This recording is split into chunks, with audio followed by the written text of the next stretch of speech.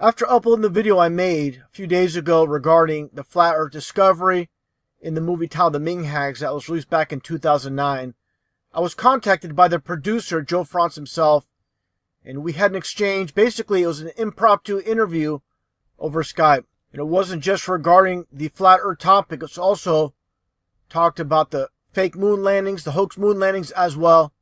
I'm sure many will have their own preconceived notions about Joe Frantz, since he basically has done work through the mainstream outlets, mainstream media, such as MTV, National Geographic, History Channel, Animal Planet Discovery, Sony 3Net, True TV, Spike, Destination America, and so forth. So again, a lot of people are going to have their preconceived notion on what he's all about, but definitely do not judge a book by its cover. He has a lot of interesting things to say, and for a lot of truth seekers, it's going to be a very interesting listen. I first heard about Russianvids from his videos on YouTube. I'm always very interested in what is commonly referred to as conspiracy theory. I'm a type of person. I'm into all kinds of stuff, and I'm not a big mainstream media guy, so I get a lot of my information from the internet, from alternative news sources. So that's the first thing that turned me on to Russianvids. And lo and behold, I saw that he had made a video about me one day, and about this movie that I had produced called Ming Hags, which was directed by Bam Margera and starred a lot of the guys from the CKY/Jackass crew. And the video snippet that he had drawn attention to was a scene that we had done for the film called Ming Hags, and it took place in a classroom, and the scene featured me playing the part of a teacher as a little cameo role, which are fun to do, and with Mark the Bagger from the Howard Stern Show and from the Bloodhound Gang and Jimmy Pop Ali fame and all that stuff.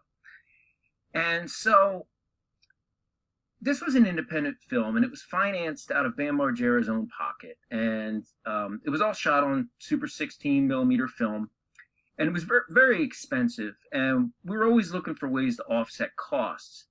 So we went around to all the local colleges, and we asked them if we could film the scene in one of their classrooms, so that we didn't have to make some fake-looking classroom film set in one of our friends' houses or something like that. As I said, it was an independent film, low budget, but still very expensive when it's coming out of your friend's pocket.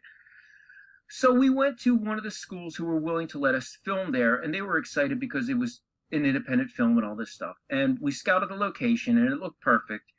And out in the parking lot, there were two gentlemen, very well spoken, moderately dressed, suit jackets, that kind of a thing. And they were asking us what we were filming, because they saw some of the camera equipment and all that stuff. And we described to them what we were filming, and they said, well, how much does it cost to film a scene like this? And I said, it costs about $1,200 for covering the cost of the film and the actors and the extras and all that stuff. It was a relatively very small scene. And at first I thought they were the faculty of the college. So I was on my best behavior, trying not to downplay. I was trying to downplay the fact that, this is a silly film. As you put it in your video, it's kind of for knuckleheads. And I didn't take that as an insult, because look at what Jackass and the various spin-offs are. We're all a bunch of knuckleheads. That's what we do. It's fun. Yeah. And so one of the guys said, well, what would you say if we paid for your day to film here? And I said, so you're going to give us $1,200, which I really appreciated, but I didn't know what they wanted in return. I had thought maybe they wanted their kid to have a little cameo in the scene or something like that. And I said, well, what do you want in return for the money? Because nothing in the world is free. And they said, well, we want to help you art direct the room. So automatically I'm thinking, okay, the guy has a wife who maybe wants to be an art director or a designer, and she wants to come make some little touches on the room. So I said, okay, you had a deal, and being in show business, I've had larger offers for a lot stranger things than $1,200 for someone to be able to art direct the room. So when we came in to film, um, I couldn't. I'm looking around the room and I'm like, well, there's nothing different about this room. I said, what did you do? And they pointed to the blackboard. They said, we just made some diagrams on the blackboard. Just make sure that shows up in one of your shots. Mm-hmm. And that's really all there was to. And for your listeners, the diagram was a picture of the Earth as it appears on the United Nations flag next to a square. Now, at the time, on YouTube and stuff, there was no flat Earth theory to speak of. No one was really talking about it, and I had never heard. Of course, in history class and science class, we always heard that people used to believe that Earth was flat. But looking at the round Earth on that, I didn't know that there was the flat Earth theory, right? That wasn't a thing back then. So I didn't think anything of it until I saw your video, and I recalled the strange story of how that image came to be. Mm-hmm. And I don't, a lot of people might look at that scene and say, oh, Bam Margera is in touch with the Illuminati and all that stuff. And it was nothing, anything like that. But it was very strange as to how these guys were willing to give us $1,200, which was our cost to film the scene, to have that image on the film. Mm-hmm. I find it very interesting. Like I mentioned in the video where it says Science 101, and what is depicted, looks exactly like the flat Earth model. So it's just, and then I connected all with the other movies like Back to the Future, I, Robot, Catwoman. It's, you see a pattern there. So, if I believe what you're saying is, you're saying this is basically a coincidence. In your situation, what is depicted on the chalkboard has nothing to do with I've never seen these guys before that time, and I never saw them since. Okay. And I don't know how they knew we were there, but I will say this: why would someone pay you $1,200 to have that image in a film, right? And they knew the nature of the film because I told them what the scene was. So maybe there's something to this. I never thought about it till I saw your video, and then I thought of that very strange story. Who would pay someone that kind of money to have this image in a movie that they knew would go out to a demographic of people who don't really think about that type of imagery? Maybe they intended it to be some kind of subliminal message. I don't know. It is very strange.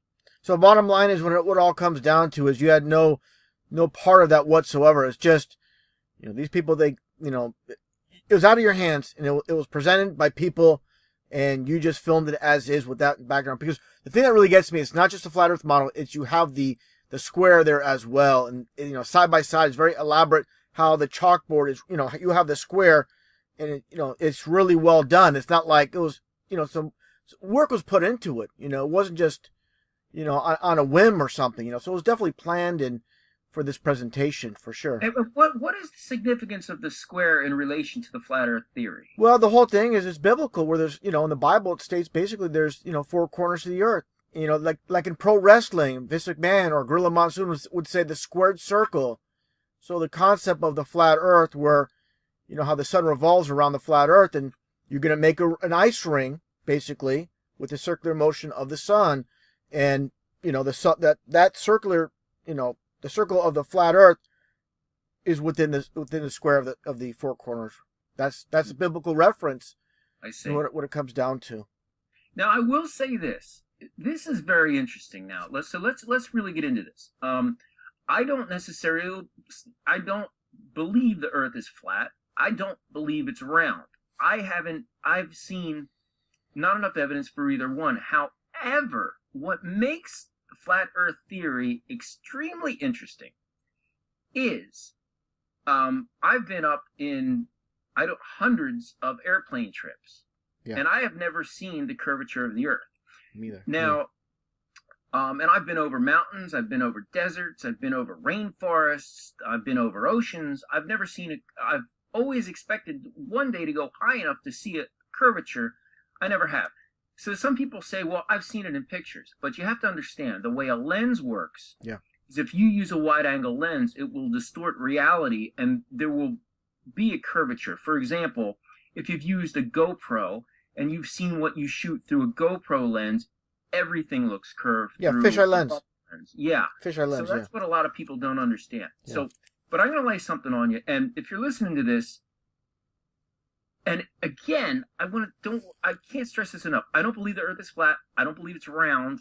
I'm ambivalent either way, but here's what's interesting.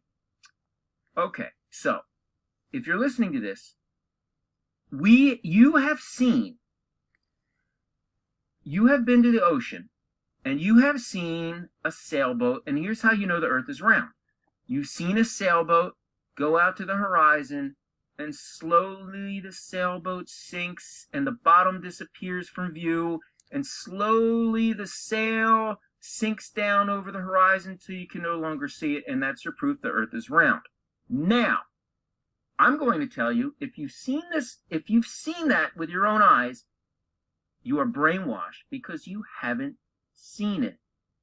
Now, I want you to think about this.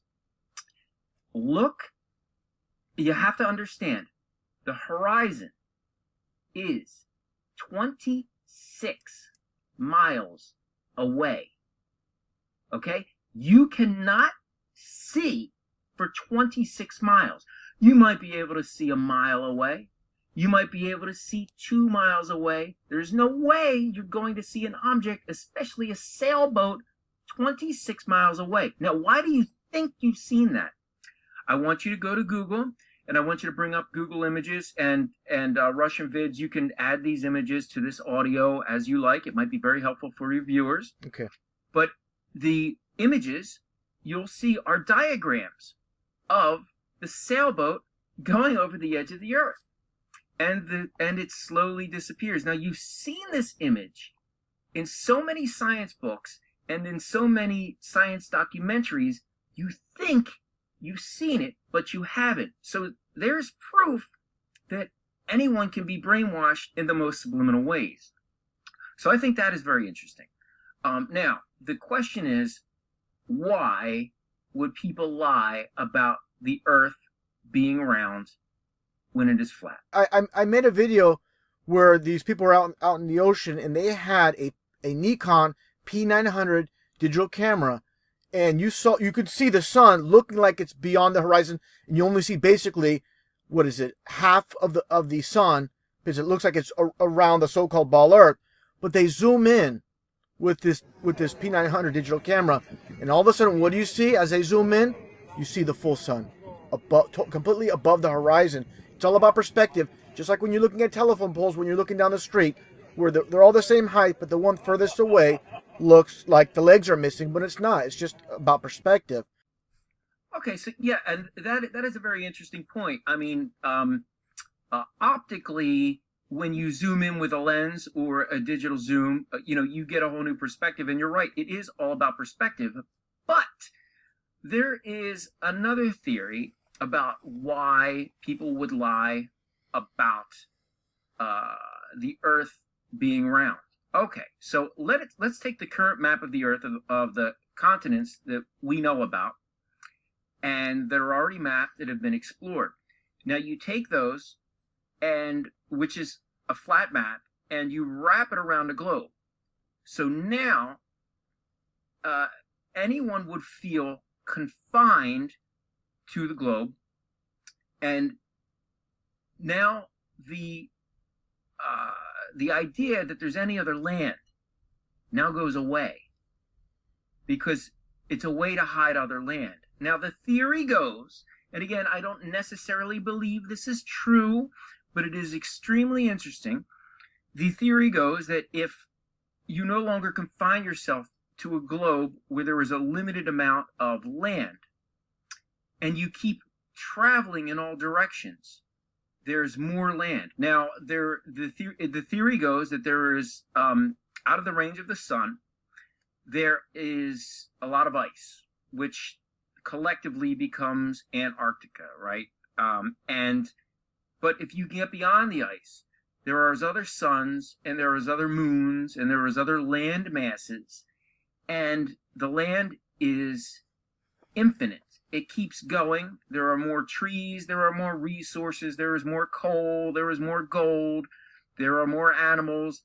Why would this be hidden from us? Well, if people realize there's other land to be settled, they would go there. And they would no longer be under the tight fist of a global government. Now, that is very interesting. Again, I don't believe it's true or not true, but it is very interesting to entertain. I forget the fella's name who did the Antarctic expeditions. He said that he found trees. Admiral Byrd. Sorry, Joe. That's Admiral Byrd. Yes, Admiral Byrd.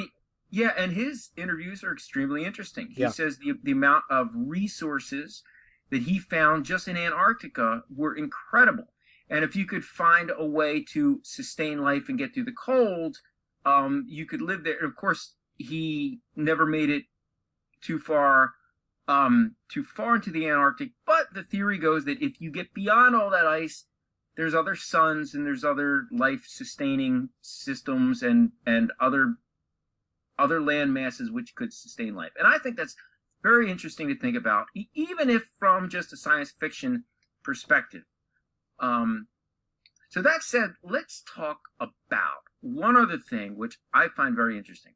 Okay, so we've all heard people expound on their theories as to why it's impossible to get men on the moon, and even more impossible to get them off the moon and return them to safety to the Earth. We've had people pick apart the videos of the lunar landings. For example, the slow motion technique that's used. If you speed the video up 50%, they are now in the physical realm of Earth. It looks exactly the same as someone jumping around on Earth. Now, again, I know there's gravitational differences, but here's what's interesting. If you look at the gravity, if the gravity is less on the moon, why do they move slower? Wouldn't you be able to move faster because your muscles are 50% more effective towards the low gravity? Yes. That's interesting. Okay, but that's neither here nor there. Because I don't know, there are physical properties on other planets and stuff which are immeasurable. I get that, but here's something that I'm going to tell you as a video guy. Here's why I believe that the lunar landing was faked. Because there is no way you can have a power source that strong at that time in history, and there's no way you could transmit that video signal all the way to Earth. Absolutely 100% not. Let me tell you something. I have just on my, if I have a handheld video camera and I want, and let's say I'm shooting a scene and the producer wants to see what I'm shooting. So they have a transmitter in their hand and they have a battery on my camera. The battery that I have is about the size of a brick. It's more square, but it's about the same mass as a brick. And it only lasts for maybe an hour and a half. And that signal only goes a couple hundred feet. Now you're going to tell me that on that teeny little spaceship, with that teeny little camera, they're going to have enough power to transmit a full color video signal all the way down to Earth. And I can also tell you this, that when they promised a full color video signal, the station that broadcasted the lunar landing, they were pissed because they weren't getting raw video feed. What they were getting was called a kineoscope. And for those of you who don't know what that is, that was an editing process used up until the late 1990s. And I've actually seen the kineoscope technology and utilized it when I worked in a film lab, and it's very interesting. Basically, it's an editing tool. So you have a screen, basically it's a television screen, and you shoot that with a film camera. So now it's on 16 millimeter film.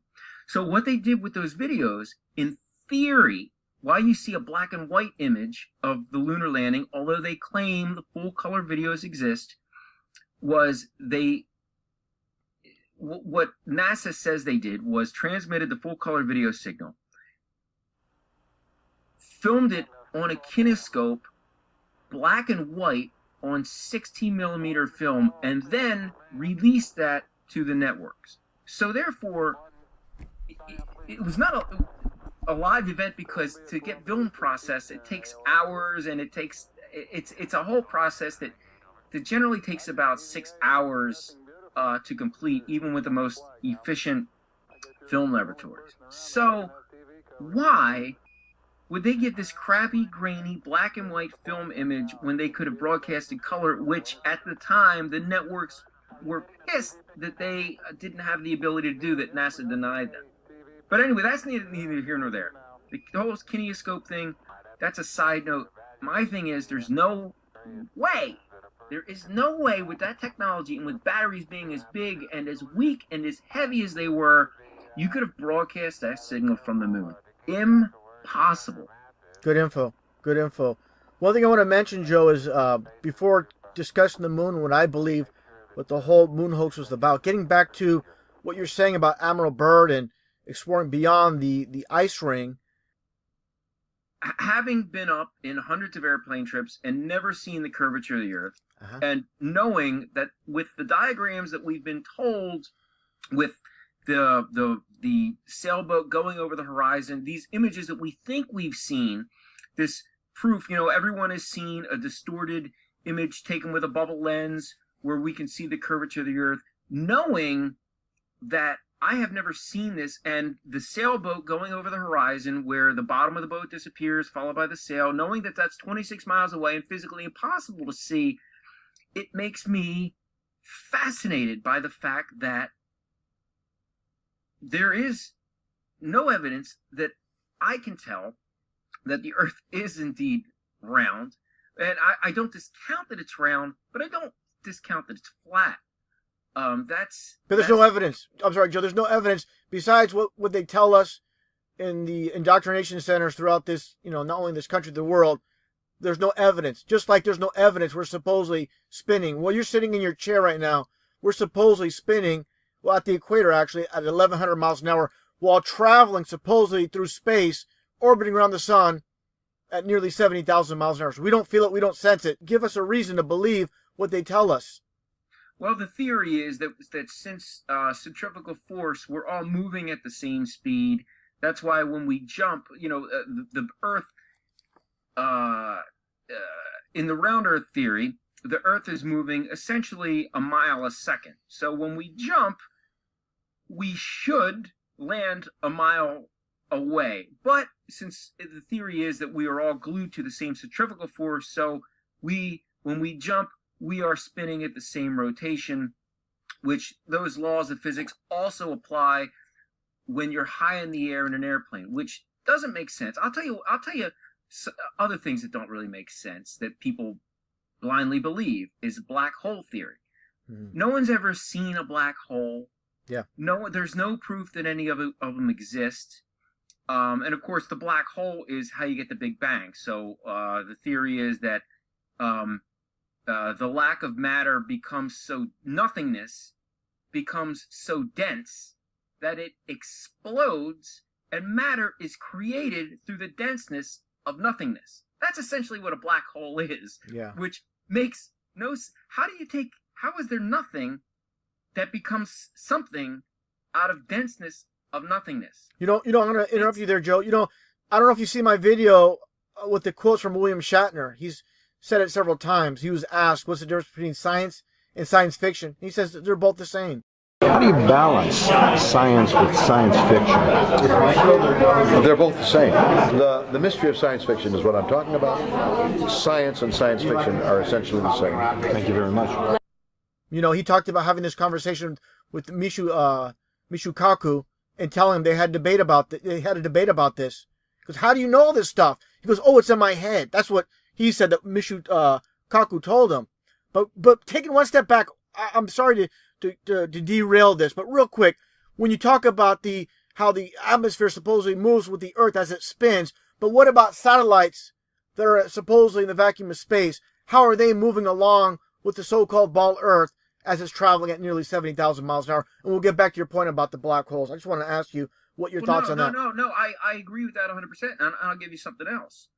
One time I was on Mount Fuji, and I was filming something there for some sports commercial I won't get into, but we end up in Japan on Mount Fuji, and it's not like it is in any other place in the world, because you see, shooting stars, meteors coming into the earth and bursting into flames once they enter the atmosphere.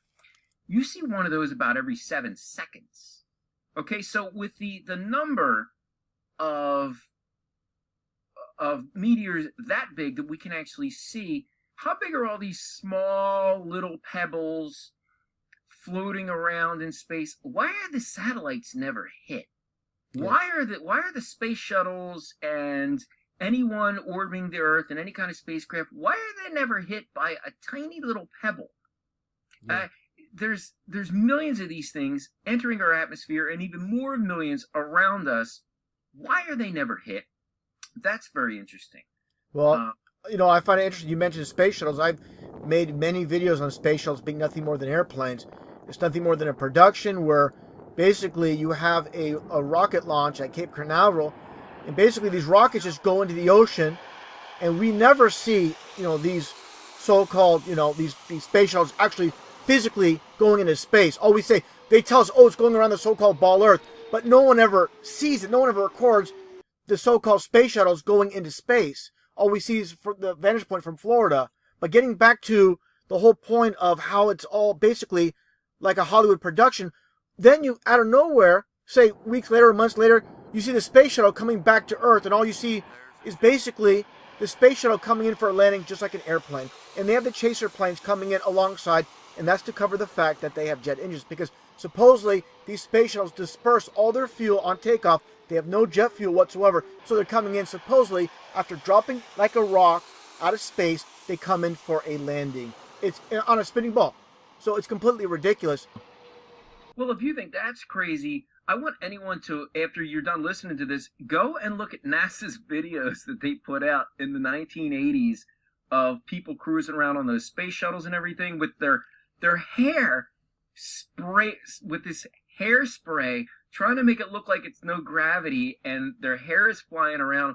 It is so bad. I have that. It's like they took the worst stylist in the world, sprayed, put hairspray all in their hair and tried to stick it up. It looks so bad. The production quality is, and they tried so hard to make it look legitimate, but it's entirely unbelievable in today's standards with how sophisticated the viewing audiences are. Let me tell you something, Joe, real quick. It's funny you mentioned that. Sorry to cut you off, but I actually uploaded a video recently where they're doing this, supposed, interview with someone on Earth, a newscaster, and he says, "You guys really in space?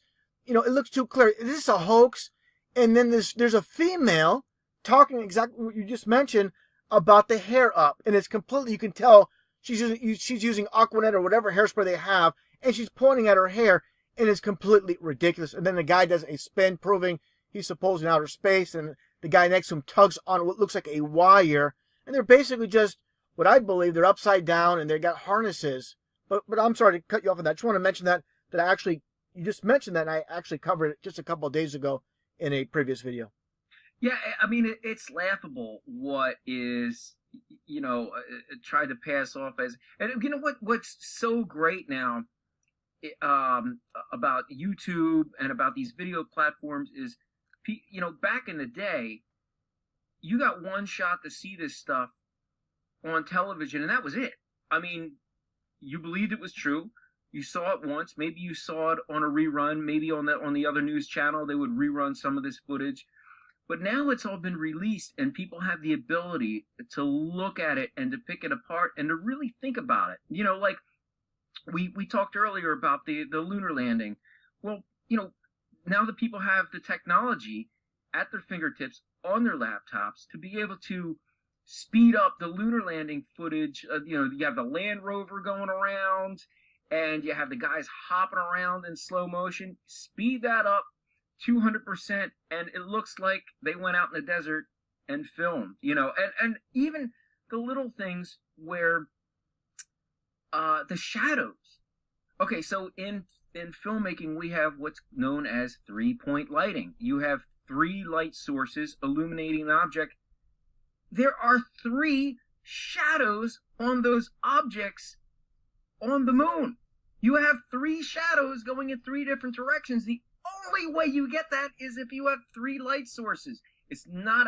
I've heard other filmmakers trying to debunk this, say, "Well, it's really an optical illusion and reflections off of objects on the moon." I said, you know what? Have you ever filmed something with 1 light source and got 3 shadows? And they shut the hell up because they know I'm right. You can't get 3 shadows from 1 light source. It's impossible. Yeah, and they're not gonna. Well, they'll probably just say, "Oh, there's mirrors on the moon." that's the only. Of course, obviously they don't. But yeah, that's a great point. One thing I want to mention real quick. Russianvids, what's your theory on? You mentioned earlier something about you had a theory on the about why you would fake a lunar landing. What now? I can think of a point where, the Russians in 1957, October 4th, had Sputnik, and they had a satellite, and we had to outdo them by putting a man on the moon. I get that as a motivation as to why we would accelerate our space program and even go to the lengths of faking a lunar landing to outdo the Russians. But what is your theory? My theory is it's all about the ball Earth. It wasn't about going to the moon. It was about getting a full supposed image of the ball Earth. It's a subconscious type of programming. Just like when you watch any type of documentary on TV, History Channel, when they show, for example, when you had one of these construction workers going up the trade tower, and you see the so-called horizon all curved from the fisheye lens camera. So while you're watching a documentary, you're subconsciously being programmed by this false curve, creating the false reality. So again, getting back to the so-called ball Earth, in all these years, we only have 2 supposed photos in all these years, going back to Apollo 17, back in 1973, and then back in 2015 with another supposed image or supposed photo of the ball Earth, and it just so happened to have sex on it. When you flip over the so-called ball Earth, there's the sex symbolism. Like I say, they're called the Illuminati for a reason. They're illuminated and they're naughty. And by the way, just for a reference, I talk about on my channel about the occult of 33, the highest degree in the Scottish Rite of Freemasonry. It just so happens the record for by astronauts to be on the moon, supposedly walking on the moon, is 33 hours. So you always have the occultic numbers associated with all these hoaxes and saps, such as hoax shootings and whatnot. Just like the Twin Towers, the construction of the Twin Towers started in 1968. They came down in 2001, exactly 33 years. The same year, 1968, was the same year that the 9/11 calling system, the universal calling system, went into play in Haley'sville, Alabama. So it's all about the occult with everything. Just like okay, no, wait. Here's what I need to know. Yeah. Okay, so I can appreciate the symbolism through numbers. Yeah. Well, one thing I hate is I forget the guy's name, but he puts out these videos where all he does is the numbers. It gets so boring. But yeah. But here's what I want to know. Yeah. If these quote conspiracies are encoded with these numbers, what is the point of why would people purposely throw in these the numbers, the 33, yeah, why would they do this? Well, let me say this, and I'm glad you asked. You're talking about Zachary K. Hubbard, and he goes overboard. Like he thinks that every single freaking play on a football field is scripted. Every single player is in the know, and he goes overboard. See, he's making the numbers look ridiculous, and I believe he's an agent, and there's truth in the numbers, but he brings it to the point where it's completely ridiculous. There are numbers. You got your 33s, your 44, and your 777. Just like, for example, CNN, they're located on the 33rd parallel. The supposed UFO crash of Roswell is on the 33rd parallel. So you have all these numbers associated with so many events, just like Bill Clinton changes his name from Bill Blythe to get Clinton to get 33. Just like I made a video just today about Sirhan, who supposedly assassinated Robert Kennedy. Sirhan is 33, so you get your dual 33s, and Robert's 33, so is Kennedy. So, you know, there are the 33s, but it's when people like Zach make videos, and I'll tell you right now, Zach is really good with the numbers, but he goes way too far, and he just basically discredits himself when he's called, you know, he goes way too far with it, and just, it makes it seem ridiculous with all these numbers he's putting together. It's like he's pulling them out of thin air, but you are going to have your numbers in there, but it's when you go overboard with it. When I make videos, I'll cover the numbers, but I'll show video footage to go along to prove my point when it comes to, say, a shooting hoax or a psyop. But I'm not going to just sit there for half an hour and just throw numbers at you and, oh, this guy's birthday was on this date and it connects with this date. It's just a bunch of rubbish. But let's say these Illuminati, this global apparatus of Illuminati is, I don't know, faking events or whatever. Why would they purposefully put in numbers like 33 into like a parallel where an event took place, or 33 minutes on the moon? Why? What is their purpose for that? It's basically their signature. This is our, like, after a painter is done painting his portrait or picture, I should say, he's going to put his little signature on it. And it's like a director like Alfred Hitchcock having a cameo in his film, is what you're saying. Yes, it's exactly. Okay, so I just want to get something clear that we talked about a little bit earlier. We got off track. Was when you talked about people's motivation for faking a moon landing. Again, one of the theories is that we wanted to outdo the Russians. Another reason is that I've heard is that we wanted, the United States wanted to be able to tax our citizens a little bit more for NASA in order to kind of launder money for our government, et cetera, et cetera. I don't know what the motivation would have been if the lunar landings were a hoax, but you say that it was an underhanded way just to facilitate this image of the ball Earth. So, in other words, a magician will do the trick in one hand while waving the other hand in front of your face. So, in other words, what you're saying is our motivation for faking moon landing was under the guise of beating the Russians to the moon, but really what we wanted to do was say, that's what the Earth looks like from the moon. You see, it's round in a subliminal way. Is that what you were saying? Absolutely. And also, it needs to be understood as well as Russia and the U.S., the whole Cold War was a fake beef. These are all masons. The world's a stage, and all these governments are one working together. And you know, okay, so you know what else is really interesting too is that, you know, for 100 years, we have learned that there are 9 planets, right? And we have, they've left it to us to believe this wholeheartedly because scientists have told us there are 9 planets. Now, a couple years back, I think 3 years ago or so, they tell us, by the way, there's no planet Pluto. What do you mean there's no planet Pluto? I thought you said there was a planet Pluto. They say, well, we were never really sure what it was. Well, what are you saying? Is it a block of ice? What about it doesn't qualify as a planet? Is it a mass of gases? No, it's not a mass of gas. Well, is it a block of ice? Well, no, it's not necessarily a block of ice. Well, what was it that you mistook for a planet? We're not really sure.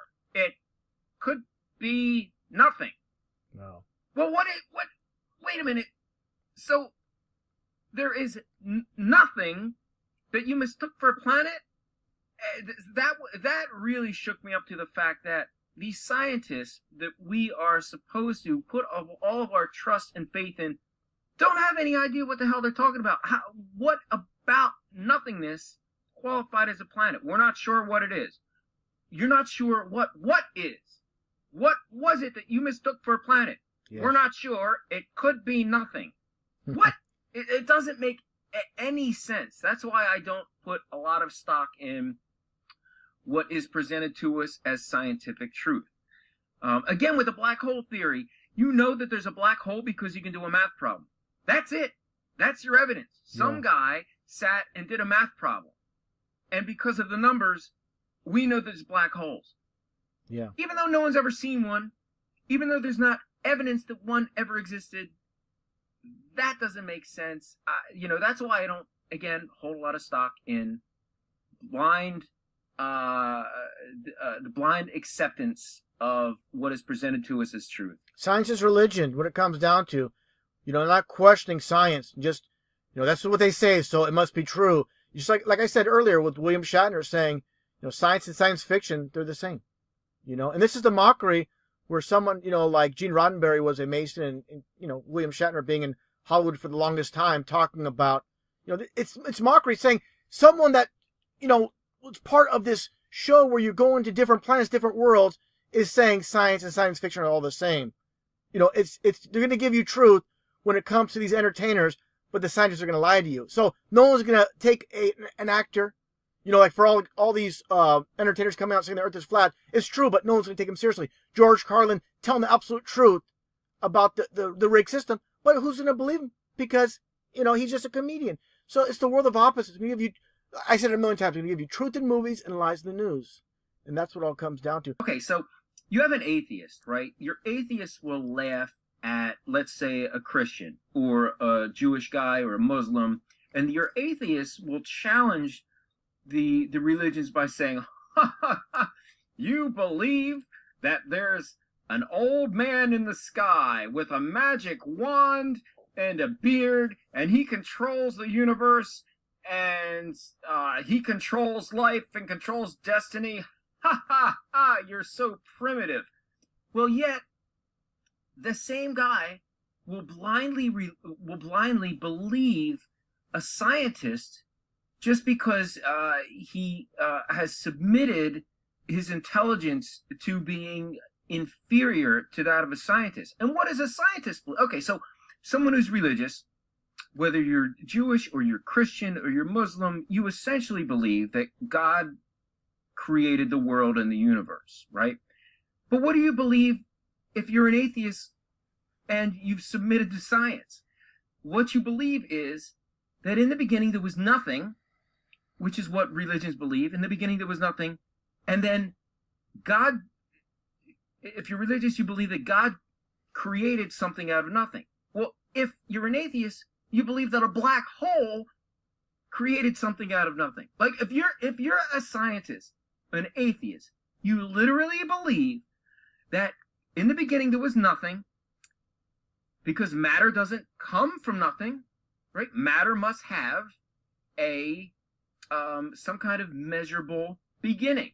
So your theory is that the nothingness became so dense in the form of a black hole that it blew up and became matter.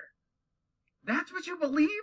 You believe that nothingness becomes so dense that it becomes matter and atoms? What? What? Yeah. That doesn't make any sense. That makes less sense than that there was a God that turned that created matter from nothingness. That actually makes less sense. So it's what I take away from all this, from our conversation, is that I think people should be less submissive and approach science with more questions than beliefs. Let's scrap this idea that these guys are smart. They have the college degrees. They know what they're talking about. I must agree with whatever they say or I will look like a fool. Well, yeah. Maybe you'll look like less of a fool if you begin questioning what we are led to believe is truth. And in the end, maybe you might learn nothing, but maybe you might come out of it with a little bit more inquisitive mind, which might help you in everyday life. Critical thinking. Yep, critical thinking. And that's a very valuable skill in dealing with things like your occupation and your job, or how you approach your work day and your relationships. In all aspects of life, critical thinking is so important, and I think it's an exercise of the mind that people don't take advantage of on a daily basis. Well said. Very well said. And, one thing I want to mention, too, when it comes to the school textbooks, these teachers must teach directly from the school textbooks if they agree with it or not. And have any of these teachers that teach that we live on a ball Earth, have they ever been in space, or supposedly been in space and seen the ball Earth? They're just going along with the program. They know what they know their job. And their job is to, to teach out of the textbook. When it comes to the churches, which gets a little bit more complex, where they don't teach directly out of the Bible. They're going to skip through pages, give stories, and they don't tell the biblical truth, like where it states in Jeremiah 10 about the Christmas tree is being forbidden. Do not cut the tree from the forest and line it with silver and gold. What do the churches do? They teach their, the congregation to do that. So you have the world of opposites in this mockery where people go to church and they're deceived, and you have people that go to school and they're deceived as well. And I talk about this in my videos as well. When you wear the graduation cap, you're wearing basically a mason's mortar, and it's basically all symbolizes how they're shaping and forming your mind. And you see a lot of celebrities such as, say, Bill Cosby and Ben Affleck, and the list goes on and on. You see the photos, and they don't wear the flat mortar hat. That's for the indoctrinated masses. They wear the rounded hats. And you'll see that with Oprah Winfrey and Bono. The list goes on and on. It's for the masses. It's basically, when you graduate, it's basically stating you have been indoctrinated into our system of lies. And now your job is to get a job after you get in debt with school, to get a job, and then buy that house with the white picket fence, get married, and, you just live your slave life working 9 to 5, like Al Bundy or one of these people you see on TV that you can relate to. That's why people love watching Al Bundy marry with children, because they can relate to him. So that's the world we live in. This is basically a slave world run by those that are pulling the strings from behind the scenes. That's what it all comes down to. Well, that was very poignant, and yeah, I agree, and I think that whether you're an atheist, whether you're religious, whether you believe in a flat Earth or a ball Earth, whether you believe man has been in a space or not, again, critical thinking. That's what I take away from all this is, you have to be your own person, and you're never going to reach your fullest intellectual potential by pointing at a religious figure and saying this person knows everything, by pointing at a scientist and say this person knows everything. No one knows everything. We all have a lot to learn, and please keep an open mind. Absolutely. I agree 100%. And one thing I want to mention too is, again, when it comes to the churches, specifically the televangelists, is you'll see all the Masonic hand signs, just like all the politicians. That's why the churches are tax exempt. They're basically, this is what I really want to mention. With all these events happening around the world, these televangelists don't speak upon them. So again, that's how they control, the people that watch the mainstream media, people that attend churches. This is how they control the entire matrix. Well said. And Russianvids, it was a pleasure to talk to you. And I appreciate the heart that you put into your work. I can tell that you're driven by passion, and that I can very much appreciate. Thanks, Joe. I appreciate it. And some people might say, some of these are a stretch, but the further you go down the path of truth, the more you're going to see. You're going to sound crazy to people when it comes down to. It's like this. And I'm going to sum it up very briefly. It's like 9/11. Once you figure out 9/11 was not what we're told, in other events, I'm not going to get into those events, but other events are not what we're told. And then people watch, say, for example, other events on TV, but they believe them because they can't, the human mind can't say, well, everything can't be fake. That's their initial reaction. So, they cannot go there because it's too insane, too crazy. But we live in a crazy world. And I play the lyrics from that song from Madonna from that one song called American Life, when she says, I'm living out the American dream, and I just realized that nothing is as it seems. And it's very true. Again, I talk about truth and entertainment, lies in the news. And that's this world that's Freemasonry, the world of opposites, the world of duality.